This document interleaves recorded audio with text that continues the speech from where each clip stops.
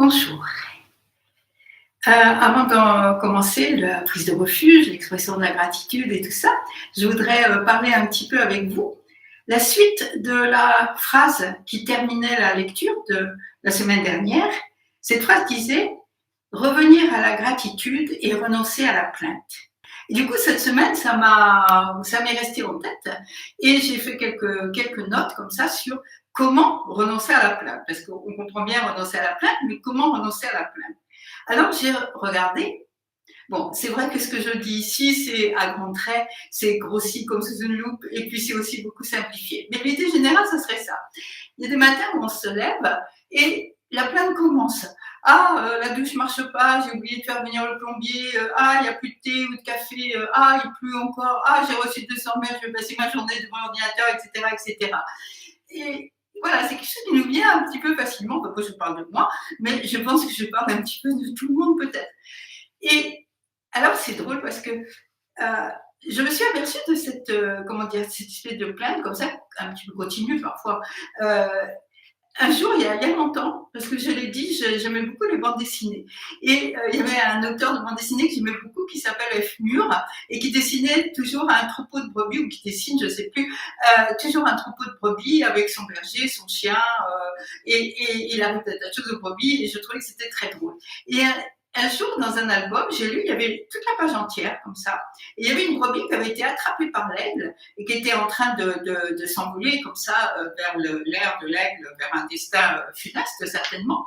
Et elle regardait en bas et elle râlait. Elle disait « Ah non, ce pré-là, il est trop vert. Ah non, là, c'est trop humide. Ah non, ce pré-là, il est tout en pente. » Et quand j'ai vu ce dessin, je me suis vue en train de râler toujours et de me plaindre toujours. Mais vraiment, ça a été, vous voyez, comme ça, un éveil comme ça. J'ai dit, mais voilà, mais c'est comme ça que je fais. Et non, ça, et ça va pas, et ça va pas, etc., etc.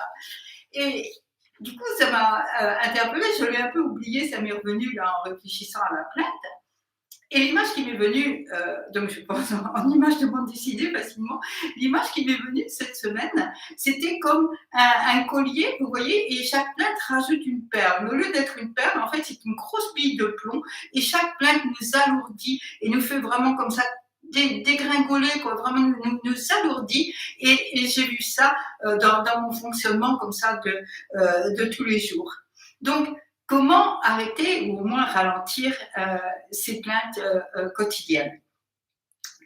Parce qu'il y a deux sortes de plaintes en fait. Il y a les plaintes quotidiennes et celles-là, on va voir. Et puis, il y a une autre plainte, et celle-ci, je pense, c'est vraiment difficile, c'est ce que j'ai appelé la plainte enracinée. C'est quelque chose qui est vraiment ancien, qui est creusé comme ça en nous, et on entend quelquefois les personnes dire oui, il y a 15 ans, 20 ans, 30 ans, que sais-je, quand on a fait l'héritage de mes parents, ma sœur a pris la théière bleue qu'on m'avait toujours promis, et on sent que c'est quelque chose qui s'est enraciné profondément, c'est une grande souffrance, et ça a été marché et encore parcouru comme ça. Et le problème, c'est qu'autant je peux voir ma plainte avec l'histoire du thé, de la poubelle que j'avais descendue, des courses rien que moi qui ai fait, etc. Autant là, je vais vivre ça parce qu'on a tous, je pense, une ou deux plaintes enracinées comme ça profondément en nous, et on les vit comme des injustices. Et tant qu'on le voit comme une injustice et pas comme une plainte, on ne pourra pas en sortir. Parce que c'est normal d'être malheureux. Et bien sûr que ça existe des vraies injustices. Je ne dis pas que ce ne soit pas vrai l'histoire de la théière, hein, parce que ça a des racines certainement plus profondes. Mais il y a beaucoup d'injustices, il y a des vies spoliées, il y a des vies brisées. On l'entend en ce moment dans tout ce qui se passe sur l'inceste, sur les problèmes dans l'église et tout ça. Donc il y a beaucoup de choses. Mais la plainte, cette répétition encore et encore qui nous creuse, qui creuse une ornière comme ça en nous, c'est de ça dont je veux parler, pas du fond. Et donc, que faire avec cette plainte? Eh bien, c'est déjà s'apercevoir de ce collier de plaintes que nous portons. Alors, il faut s'attraper en train de se plaindre. Quand vous êtes là en disant « oui, et puis il y a encore la vaisselle, il n'y a que moi qui… » hop vous vous arrêtez, vous attrapez la plainte, vous vous voyez, et vous arrêtez. Et vous respirez. Et vous prenez le temps de souffler. Et puis, il faut trouver des antidotes à cette plainte. Parce qu'on ne va pas essayer d'arracher. Et à un moment, ça m'a fait rire parce que je voyais de rentrer dans une nouvelle plainte. Oui, et puis je me plains toujours, j'en ai assez de me plaindre toujours. Alors là, on rentre dans la nouvelle plainte, la plainte de la plainte, etc. Donc, plutôt qu'essayer de se battre avec notre façon d'être toujours dans cette plainte, on va essayer de la remplacer par quelque chose. Et le premier antidote auquel j'ai pensé, c'est de sourire. On s'arrête, on respire et puis on sourit. Et là, on a eu, donc j'ai déjà mentionné, je crois, tout un débat avec des anciens au cours de différentes retraites, parce que, et là c'est drôle, j'ai reçu un mail très récemment d'une dame qui me dit exactement ça, je ne peux pas sourire si j'en ai pas envie, ça serait faire semblant, c'est pas bien, et ça ne peut être que naturel et spontané le sourire. Eh bien moi je pense pas en fait, je pense pas, et je pense que ça vaut la peine de faire un effort pour sourire. Et là, je m'appuie pour ça sur une idée qu'on va trouver dans le Yogacara. Le Yogacara, c'est une école du Mahayana qui s'appelle Seulement Conscience, par exemple, en français. Et c'est l'idée de la 8e conscience qui nous forme dans ce qu'on appelle le moi, la 8e conscience qui est Alaya Vijnana. Donc, je ne vais pas rentrer, c'est un concept assez difficile, je vais juste le survoler, mais Alaya Vijnana, c'est ce qu'on appelle la conscience du tréfond, du fond du fond. La conscience, alors je préfère ce terme, la conscience qui emmagasine, parce qu'il y a, il y a vraiment quelque chose d'emmagasiné, un réceptacle aussi, et il y a dans ce que nous appelons moi aujourd'hui un nombre infini de graines, c'est bija, c'est vraiment graines, le mot qui est utilisé, qui ont été récoltées au fil de nos vies successives, au fil de nos actions successives, et qui forment la base de ce que vont être les actions au sens large, dans cette vie et dans les vies futures. Alors, je vais rentrer dans une comparaison jardinière, mais c'est vrai qu'on appelle bija ces graines ou semences, et qu'on peut imaginer le fond, le tréfond de nous-mêmes comme un grand jardin dans lequel il y a beaucoup de graines et puis déjà des choses qui ont poussé.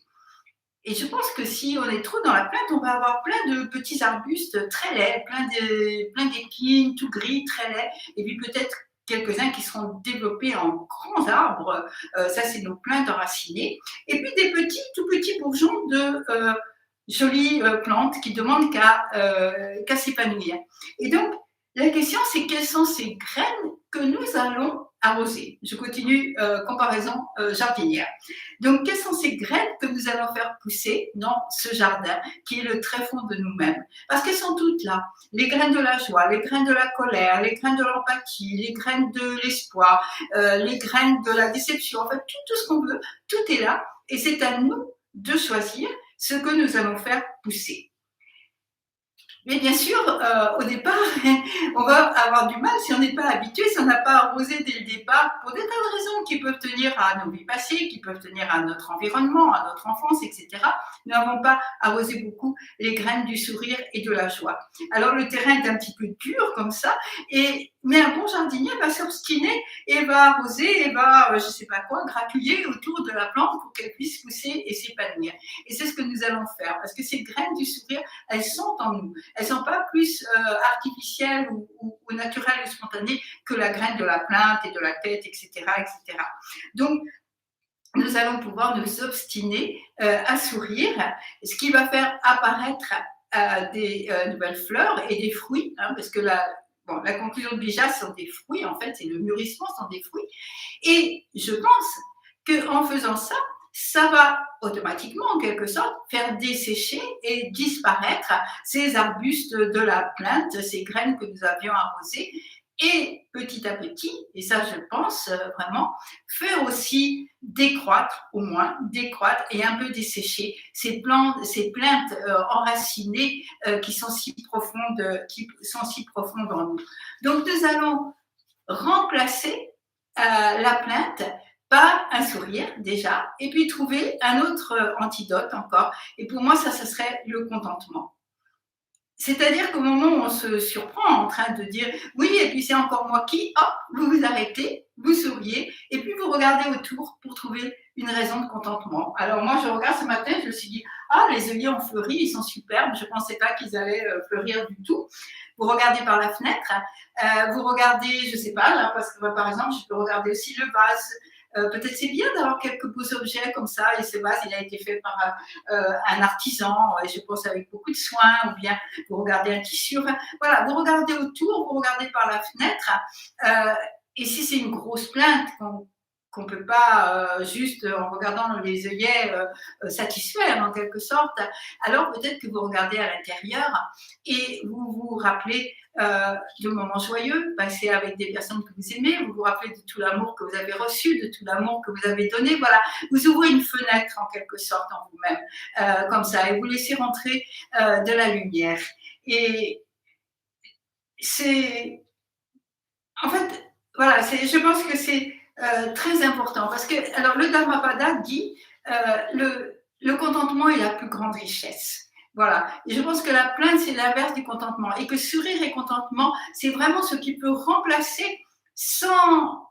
Alors, je ne dis pas sans effort, parce qu'encore une fois, c'est un effort, parce que c'est tellement facile cette route qu'on a prise 100 fois de je me plains et les autres ont fait ci, le temps a fait ça, et ma voiture, etc., etc. Voilà. Donc, il y a une espèce vous voyez, de poids comme ça. Et je ne dis pas sans effort, c'est un effort. C'est une décision aussi, parce que je crois beaucoup à la décision. On peut vraiment décider de changer. Ça ne sera peut-être pas du noir au blanc, ça ne sera peut-être pas à 100%, mais on peut décider, encore une fois, ce qu'on va arroser comme une petite graine dans notre vie. Et si je parle comme ça, ce matin, c'est pas parce que je suis transformée en développement personnel, c'est vraiment la voie du Bouddha. Parce que la première chose, porter l'attention sur nous-mêmes, voir quand nous sommes en train de nous plaindre, eh bien c'est sati. C'est le sati de Satipatthana Sutra. C'est l'attention portée à l'intérieur. C'est vrai qu'il faut une attention à l'extérieur, mais le Satipatthana Sutra, c'est l'attention aussi portée à l'intérieur. Et il est dit, toujours dans le Dhammapada, que ce sont de nos états mentaux que vient dukkha, que vient. C'est pas le problème des autres, c'est pas le problème de ma voiture, c'est pas le problème de la pluie, c'est le problème de mon état mental. Et c'est ça ce qui fait naître mon mécontentement, insatisfaction, tout ce qui frotte comme ça dans ma vie et qui m'empêche de trouver le contentement. Donc la première étape, c'est sati et voir nos propres états mentaux, nos propres états mentaux.